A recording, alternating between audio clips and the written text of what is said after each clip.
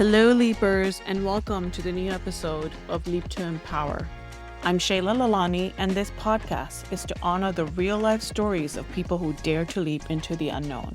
I am so excited as this episode is extra special because it features someone who played a key role in the very creation of this podcast.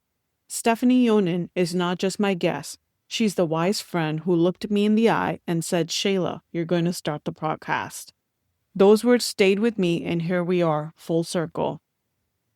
Stephanie has always had a deeply intuitive presence.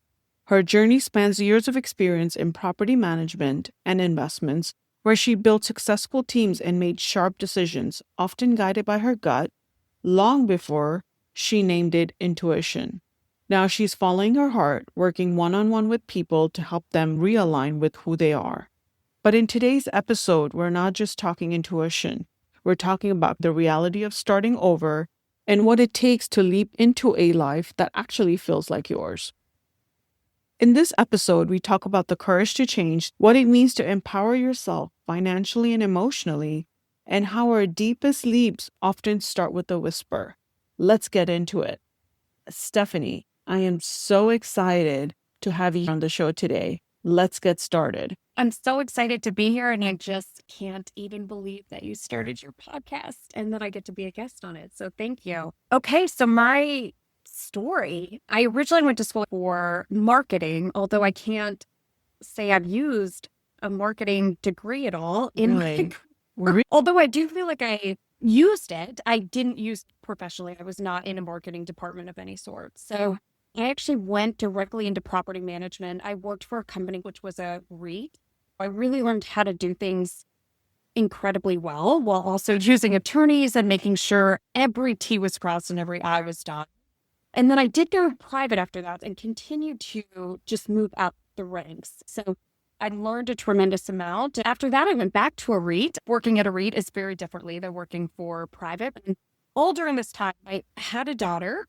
And so I was working probably 12 plus hours a day, if not more. I was exhausted, but I had this fire in me to do it. So although I was exhausted, it was fueling me. I enjoyed it. I was learning a lot. People were complimenting it. There's something about that. As women, we feel more worthy, I think, sometimes when we're getting positive feedback. And so all of that was happening. And again, my career just kept advancing and I kept growing. I ended up going private after that. And for the last 8 years of my life, that's where I was. And I've worked both on the property management and also the investment side. So also participating in raising capital. We start working these projects 3 years before they actually break ground. And so you're trying to choose trends that you don't even know yet. And you're trying to make sure they're innovative and timeless. So that way they can continue trading for years to come because it really helps build a reputation. And so I enjoyed it very, very much. Each day was a little bit differently. So when I left, I was one of the vice presidents on the operations side. And I have 3 daughters, and then I am married now. So all in between this kind of career growth, I've also had just tons of personal leaps along the way, some of which I always said each child was my last child, and then one more came. So they're all surprises to some extent, but I won't trade any of them in. I love them all. But in a nutshell, that's the beginning of my story. I remember at the start of my career, he worked primarily with men in this industry. And so there's so many dinners that you're supposed to attend. And as a woman, you have to be on all the time. Like you're on all the time and people just expect you to be accommodating and happy. And as I've grown in my career in the corporate world, the most challenging part to me about being a woman was like, you want to be pretty.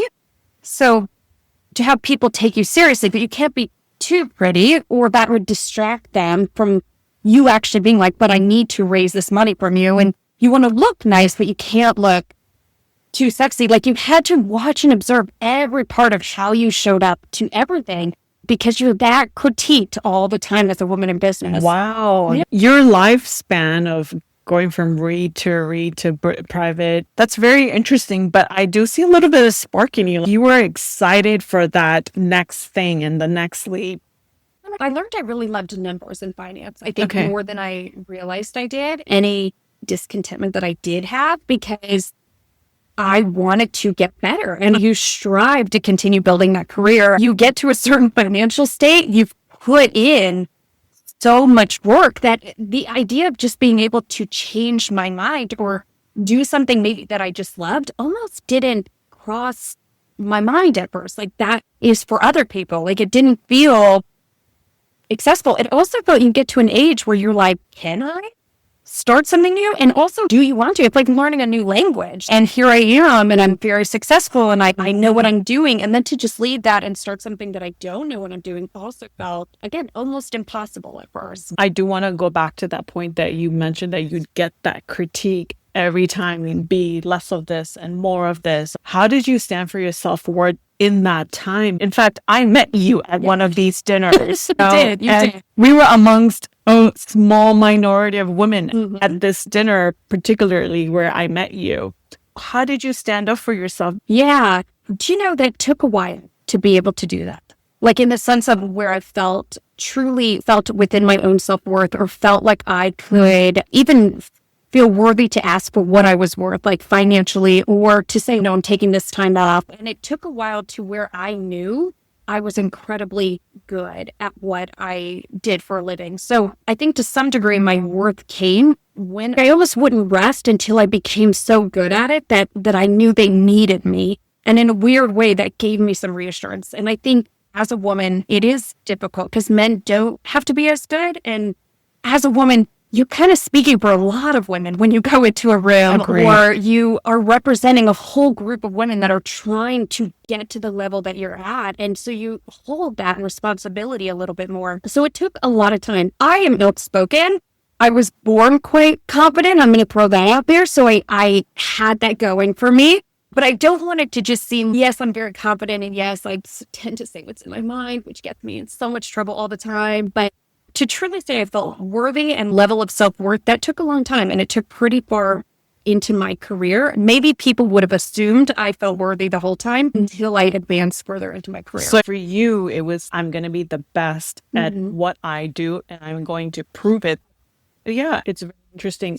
As I've done a few of these, a lot of women have come forward and said, it's about being the best at what you do to prove yourself, right? And then in turn to prove to others as well. Yeah. So throughout this journey, did you always have that intuition? And let's talk about how you took this leap to finally say, this is what I'm going to end up doing. Yeah, that's probably been the biggest leap. I just want to say it's not that I didn't take a lot of leaps when I was younger, but when you're younger, leaps are easier to some extent. Yes. You do not have the weight of a whole family on you. You get a little bit more fearful as you get older. It is the biggest leap I took, but I think emotionally as well, because I am older now and it feels differently than taking leaps when you're younger. Yes. But yes, so I did always know I had intuition. I always knew that. And I used it a lot through my career. So maybe it wasn't rating other people, but it was understanding good land versus not good land when we were looking to build. I could get a sense for it. Now, our world is not set up for intuition. Intuition is not logical. So logically, if there wasn't good enough points to buy the land, no matter what my intuition was saying, I could not present it to the board of directors and then be like, oh, cool. Well, as long as your gut says go for it, girl. It's just not where we're at. But so as much as I had it and I still needed logical reasons for us to move forward or it wouldn't have worked. So I used it a ton in hiring, a ton with ownerships. And again, understanding them allowed me to shift my personality to match theirs in a way that they would understand what I'm saying and I could better serve them. So I used my intuition all the time and I knew that's what I was doing. I would also give middle ratings to employees because at that point we had worked together so long that they would be like, do that thing you do, Stephanie, or I just want your opinions. You just know things, right? And so I would do it for them. And of course, I would do it for my poor family, which even now my husband will tell you, like, no, I block it. My superpower is I block her so she cannot read me anymore. So yes, always knew I had intuition, but very comfortable in this world doing business. I never, ever, ever would have expected that I would do anything outside of that. And it wasn't ever something that I advertised to people or talked to them about. Again, when we met, Yes. I had just started talking about it, like even just a little bit, like that was it. And it was still hard to talk about out loud because, again, it just was something that I She called it kind of like Stephanie's way, or so, like it wasn't even something we put a label to. And it was around that time, a little bit before that.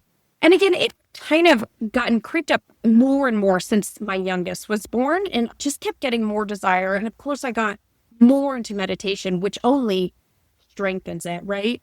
And by that point, I told my husband, like, I have to explore this. Now, keep in mind, Shayla, I'm not like exploring it for a career change. Like that Correct. would never cross my mind. I did not put all this time, energy, effort, time away from my children to build this career, to shift it, to do something that I didn't even fully understand. So when I was saying that to my husband, it was more about talking about it, and it was more about understanding it than it was ever about using it for a career. After I started talking about it, and after I started to let myself do it a little bit, Lose that control. yes, the desire to do it was so strong that maybe in a whole other world, if I could just jump to a different world, yes, my dream job would be to read people and to help them further their life and to really coach them. But again, that seemed so far from reality but it was around the time that seed got planted, even again, not realizing that a seed got planted, my heart would feel it and be like, oh my God, well, I wish, that would be so, yes. Yeah, but not reality. And somewhere along the line, it just kept getting stronger. And then my family was like, enough, no more reading us.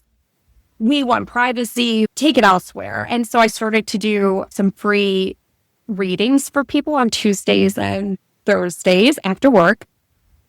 And it had been years of being unhappy, and it had probably been about 5 years before I actually quit. And each year got a little bit harder. And so I think you would ask, what is that defining moment? I don't know if I had one. I do know my company shifted to change out different presidents at that time. And there was a shift in the culture of the company. And I remember being really upset about it. And then I also remember being like, this is it. This is what needed to happen. Because as long as I was happy enough, I would never leave. And the day that I gave notice, like, I can't even tell you what happened, why. And again, I gave a 6-week notice. Okay. So like, I still work for 6 weeks, and I wasn't exactly sure if any of this would work out. And I knew in the back of my head at that point, I'm incredibly reputable in this industry. I could easily get another job. Let me just try this out. So I remember when I met you for the first time, we were at this dinner and we were sitting next to each other. It just organically happened. And we were talking and you said a couple of things and I'm like, what? Are you an intuitive? And you're like, no, what is that? And you were just so in denial, rather. Yeah. That's what I felt. Yeah. And I told you one day, Stephanie, this is what you're going to end up doing. Yeah, your intuition was coming in. You were so good at what you did in that moment that I just knew in my heart that you were going to be what you are today. So let's talk about that, right? Okay. What does a personal intuitive coach really mean? Yeah, no, absolutely. So I can only speak directly for myself and like how I interpret that to be and what it means like during a session with me. So for me, the one thing that I really, when I decided I wanted to do this, was I wanted to use like real words and not just spiritual words with just surrender into this, because I felt I would hear those messages and I'm like, but tell me what that means, right?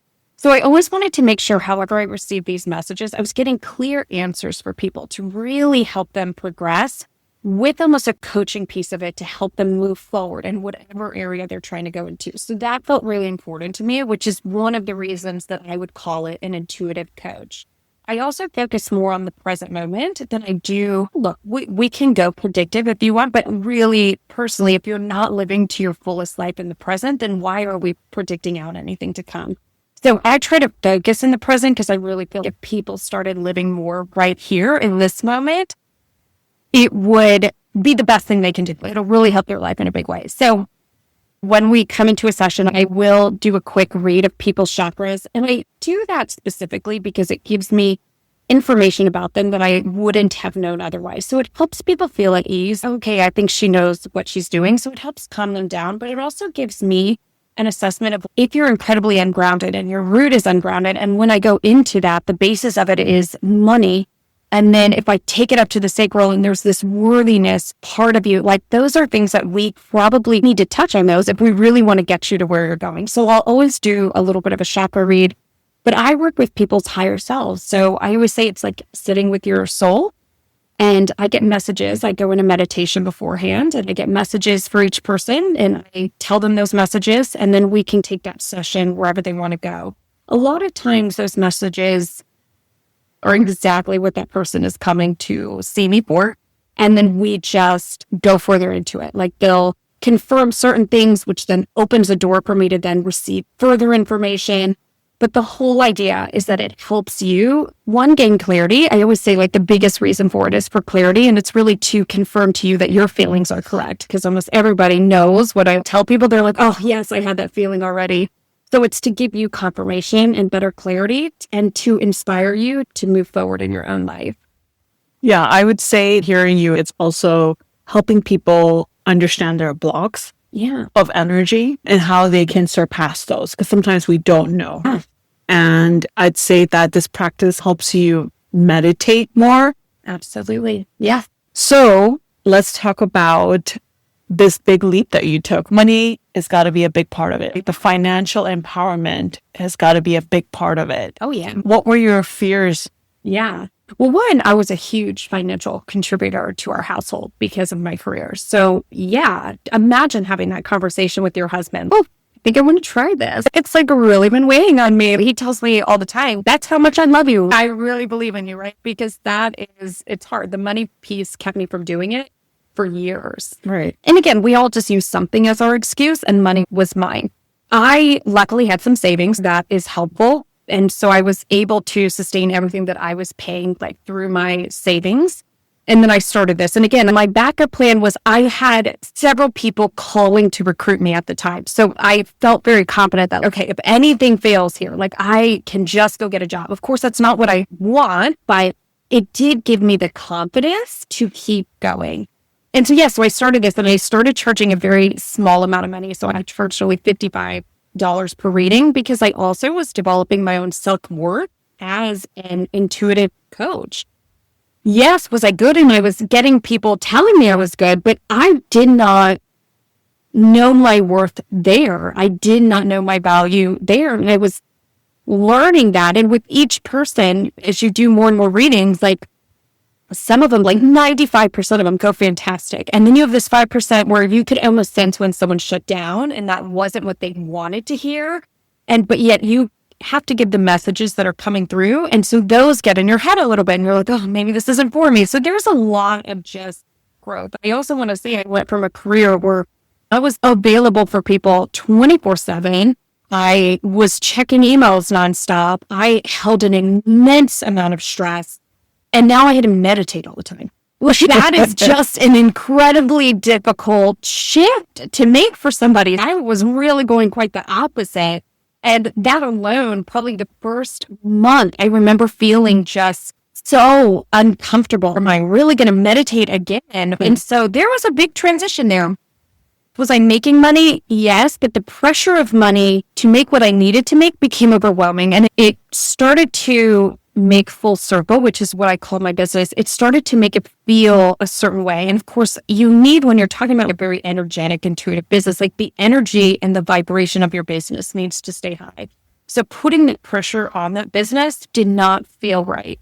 So I still do supplement my income, and I have a number of different contracts that I work with. So I still do work in the other field so I could take the pressure of money off of my Passion. Yeah. Makes sense. How did you pass through the fear? Do you know, there was a point where I never thought I could. My mind could not physically wrap around like how it would ever be possible. Even today, like how I would ever make the money I was making doing this still throws me off sometimes. And I actually have to let that go because you see people all the time living their dreams and making incredible money on it. So I know it's possible, but I will tell you, there was a big piece of me that never thought it was possible, which is why I kept throwing my dream aside. So it really took the leap of faith, and how that came to be, I don't know, Shaila. I turned in a notice 6 weeks later, I'm out of my job. Like, it was bizarre. To this day, I don't know It was divine. It was divine. And I had no fear. This is crazy. But it had to have been divine because I also had no inkling to take back my notice. Like, never once did that happen. And I was offered a really huge position when someone found out that I had given notice. Another company called me with a dollar amount because that's how they were going to get me to come in to take the job. And I was like, nope, not interested. I got this. Wow. Divinely guided. You knew it in your gut that, okay, this is going to work because that is the only option. Yeah. Period. And as far as financial empowerment, you followed your passion and still on the side to support my family, which is beautiful. So much freedom. Yeah. When you ask me like what empowerment means to me, it's freedom. It gave me the lesson that I can make choices for myself. And for so long, without even realizing it, I wasn't. If my family's, I'm going to go on vacation, I'm going through to check, would that work for my company and would that work for my employee? Most of my decisions were around other people. And for whatever reason, when I finally made this choice, I realized it was really the first choice that I was making specifically for myself, knowing that it could not work out and being okay with it. It really empowered me to realize flexibility, freedom, and choosing what works for me was really important in this stage of life for me. It was empowering for you. Yeah. So if money was to walk into the door today, what kind of relationship would you have? Or what would you tell money walking into the door? I love this question. And so I actually do this exercise almost on a monthly basis. And I'll tell you, for so long, money felt like a celebrity to me. It is just within probably really making this leap of faith where money, if it came to my door, I would be like, come on in, almost as if we're in partnership, like we're creating something together. I know one day Full Circle will be my full business. It will be my career. And I'm also okay giving it the time it needs to grow to that. And I almost feel like I'm in partnership with money now, whereas before, money definitely felt like a celebrity. If it came to my door, I'd be like, oh my God, okay. I'm like, I love my outfit looks good. Well, now it's like, come on in, let's strategize. Okay. Yes, definitely. With all this shift that you've been going through, what keeps you grounded? Meditating. Yeah, I meditate and I really swear by it. I really, even just being able to take this leap of faith, I don't know if I would have been able to do that without years long of a meditation practice. Yeah, definitely meditating. So how long have you been meditating? Like, how did you get into that? Probably around 2017, 2018, I started doing just like a stillness meditation because that's all I knew. I didn't know there were a variety of meditation styles. And I would just sit there for 20 minutes. And then it turned into a mantra where I would repeat a mantra for 20 minutes. And then it turned into a breathwork meditation. In the morning, I do a small breathwork meditation. And it's just in stillness. There's something about sitting in that power that lets me know we're all divinely connected. So I feel so connected when I'm in that space. And that's what it looks like today. I know you do some Joe Dispenza stuff. I have done that. It's actually what taught me the power of the chakras. I never would have understood those. What sparked that meditation?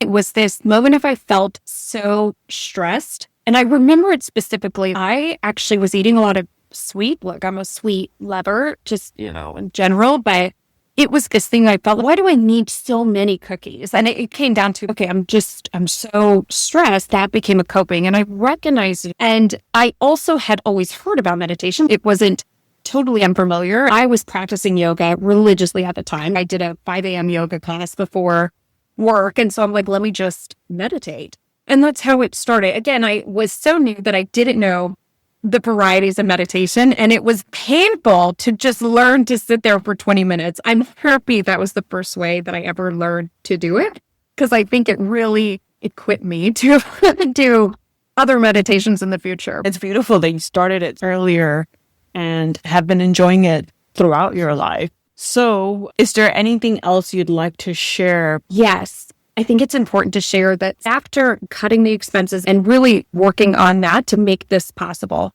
I am so much happier now. Yeah. And so many things that I thought would make me unhappy, or so many things that I allowed to hold me back. Oh, but I want my kids to have a certain life, or I don't want them to feel less than their friends, or what I can provide for them, or all these things. I spend so much more time with my kids. when my youngest is, Mom, I want to play, but it's dinner time and I should be cooking dinner, I don't feel the stress of being like, no, everything has to stay at a certain time to keep things running. I'm like, yeah, let's go play. And I've learned I'm so much more calm. I am a better mother. I pack my husband's lunch for him because I also learned like I was so busy that I didn't get to do little things like that for him. I enjoy getting to spend more time with my family and just overall happier. I have a freedom that I didn't know I could have, even though I'm not making as much money as I was. I am so much happier. It's beautiful, Stephanie. You took the step of saying, I'm choosing myself, and you had to shut that door for the new door to open up in your life and make you feel even better about yourself and happier. Yeah. So that was going to be my next question. And I think I got the answer. The question was, looking back and connecting the dots of your life, how do you feel? And I think your answer would be, I'm so much happier. Yeah. And I think our world has really taught us consumerism to a really unhealthy degree that we feel like we need so much more. And because of that, we forgot like what happiness feels like. And so it was almost weird when I started to feel so much lighter and that genuine joy again. Yeah, that's beautiful. So what would you say to our listeners who feel stuck today if they need that little nudge or that leap to say, go ahead? What advice would you get them? Yeah, it would be to, one, because I really believe you need to be able to do it in a rooted way. So what I would tell you to do is do very grounded action. So have a set amount of money that you know would make you feel comfortable enough to do it. Or again, if you're depending on your career, as long as you know you could get another job to take that leap if you have enough to save. But I always say have something grounded there, because having that grounded amount of money allowed me to feel comfortable taking the leap. So give yourself some sort of grounded action and then do it. Like it can't go past that grounded action that you set for yourself. And you really will. If nothing else, it'll teach you. The one thing I'll tell you is pivot often. And so you never have to get stuck doing it one way. Just pivot if it doesn't work, but keep going. Yes. And keep trusting. Keep trusting. Yep. Yeah. I feel like I'm talking to myself All of it. at this point. It's been great. And I do want to ask you one more question, maybe an intuition question rather, considering the challenging environment, the global environment, or personal that we may be going through. How can we bring joy back? What advice would you get us to be present every day? Yeah. Well, one, being present is not what we're doing enough of. So actually being present in each day, I think we as a society really heavily in the future, or we live in the past. We're constantly planning for what could be, and or we're regretting things that we didn't do or how we would have done it differently. So we don't live in the present moment enough. And so I think just getting here, I think my leap helped me even see that. I was always thinking 5 steps ahead. And so I was never in the present moment. And so just being here is one thing, but also understanding that joy is not in what we purchase. And again, it took me a second because I'm not overly big on buying a ton of stuff. So I wouldn't have put myself in that category. But it was shocking almost in that first couple of months looking around my house and almost seeing like all the stuff I have. It was just like, whoa, we do just buy a lot. And I think it is to make us feel happy in that moment. But I'll say one, what is your dopamine? What is that for you? Is that buying things? Is that having a glass of alcohol? Is it your coffee in the morning? Whatever it is, look at what your dopamine list is and then observe how often you need to get a hit of it. And that would be where I would tell you to start, because a lot of times we're over supplementing our dopamine too often. And so we're not actually getting to feel ourselves. Learning how you're getting quick fixes is giving you a shot of happiness, but that's not allowing you to be happy. And with all the readings I do, I see how often people are doing things just to give themselves a quick fix of happiness, which we can't get to full joy when we're doing that. We're living for that next high almost, right? And again, that can be buying things and makes me feel pretty when I wear something new or whatever. Well, that's just a temporary fix. That means there's something bigger in your life that is not making you feel fulfilled. But it's hard to get there until we can observe what is keeping us from the joy. And sometimes It's those hits. So just look at your dopamine list. Don't judge it. Don't do anything. Write it down. Keep track of how often I need to get that dopamine hit. And then think of what is it that I did that day that I feel the need to take that dopamine hit. Is it after a really hard day at work? Is it after I was with my kids all day? Or what is it that makes you feel like you need it? Because then maybe it's I just need a nanny for an hour or two because having 3 kids is very stressful. Or maybe it's that I haven't been happy with my job in a really long time. But sometimes I need you to observe something tinier before we can get to that bigger point. Usually there's that bigger point. If we just shift it a little bit, that joy just naturally starts to come back. But it's the thing that we have the most fear around shifting, right? Like it's the thing that we don't want to feel at or whatever it is. So there's usually a lot more pressure there. So start by just looking like what is and how often are you doing your dopamine hits and what causes that to happen throughout the day. Some people it's food, right? So look at just how often do I feel like, oh my God, I need to go eat? And maybe it's after every conference call. Maybe you don't actually like to be on conference calls and you need a job that just doesn't do that. So it's just looking at things like that first to see what you're blocking. It totally makes sense. It sounds so simple, but hence so hard to do always. It's the simple things that are harder to make a difference. Well, it's been great. We will now get into our rapid fire, which I call Soul Sparks. Okay. So here we go. A book or quote that changed your life. Mel Robbins, let them. Just like the let them theory in general. Even for emotions, let them happen. I love that one. A leap you're most proud of. This one, leaping to start full circle. Yeah. I mean, my kid leaps too. Like my kids are really good, but A piece of advice you return to often. pivot often. Yeah. Don't get stuck in one way. You have nothing to prove. Just keep moving. And as the wind blows, move with it.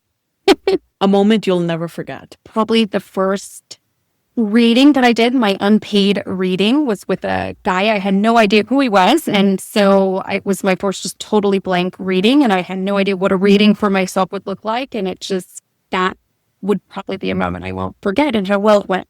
1 or 2 words that captures your journey right now. Probably freedom and joy. Bold thoughts you want to leave our listeners with.